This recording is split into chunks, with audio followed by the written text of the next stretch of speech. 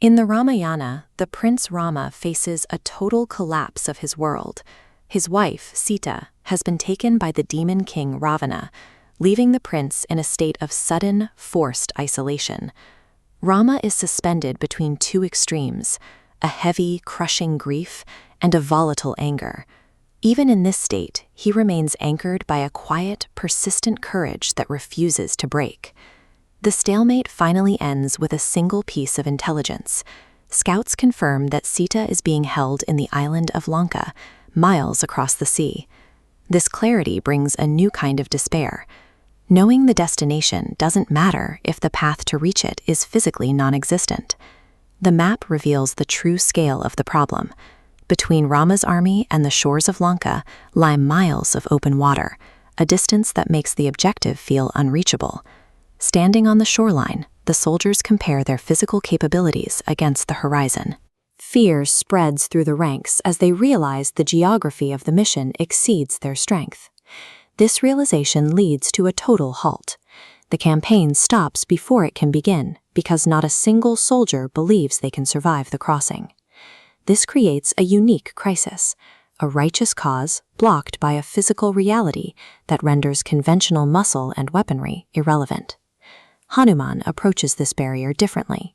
He is not just another soldier, he represents the moment where total devotion translates into a massive, untapped source of power. While others stare at the water, Hanuman looks inward.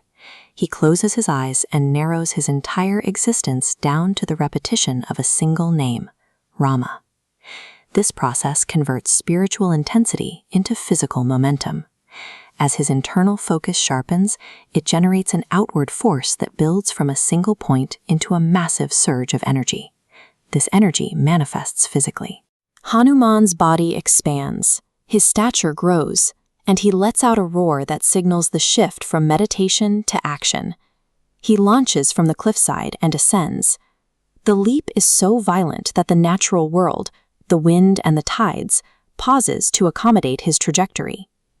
The crossing proves that an absolute internal conviction can bypass the limitations that keep an entire army pinned to the shore. Hanuman enters Lanka undetected. He moves through the shadows of the capital until he finds the Ashoka Vatika, the garden where Sita is held. Sita is exhausted by her captivity, yet she remains defiant.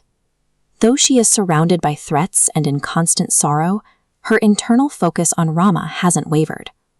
Hanuman doesn't rush to her. Instead, he stays hidden in the trees and quietly begins speaking of Rama's journey, using the story to bridge the distance between them. He then provides the evidence she needs.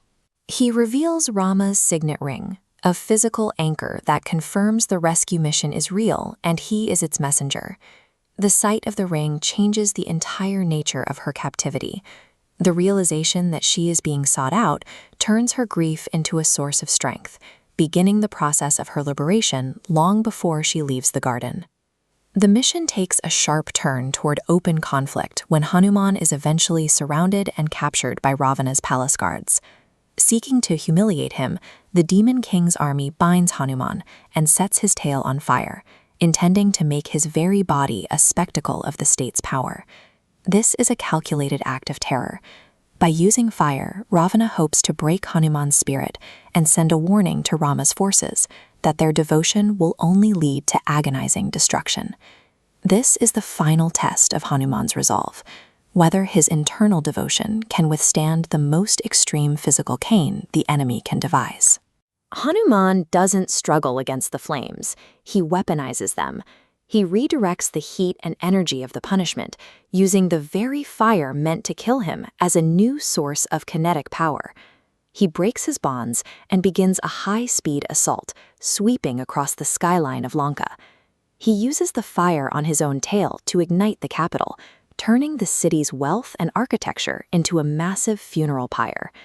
The burning city acts as a formal declaration of war against unrighteousness. It proves that the structures of the oppressor are fragile when met with a force that refuses to be intimidated. The story demonstrates that devotion can overcome distances and obstacles that seem mathematically impossible. A single, unwavering loyalty has the capacity to dismantle an entire empire.